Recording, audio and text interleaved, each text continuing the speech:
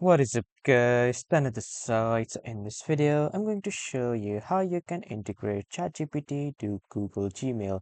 So first head over to your Gmail and then when you are logged into here, when you are redirected to the inbox section on the right side, you will see the plus icon. Simply click on this plus icon and after clicking here, you will see a pop-up window wherein you can search all the add-ons. So we'll search the add-on by just simply typing GPT, and after that here you will see the option of GPT for Gmail. Simply click on it once and then this will load all the extensions which are of GPT for Gmail.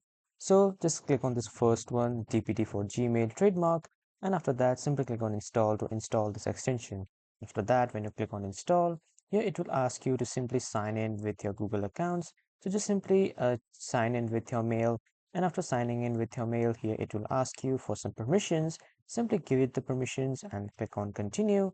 After clicking on continue here, you will receive some more Google accesses and permissions. Simply grant all the permissions. And after granting here, the extension will start to install. And after installing, you can just simply use it. And this is how you can use Google GPT for Gmail. That was all for this video, everyone. Thank you for watching.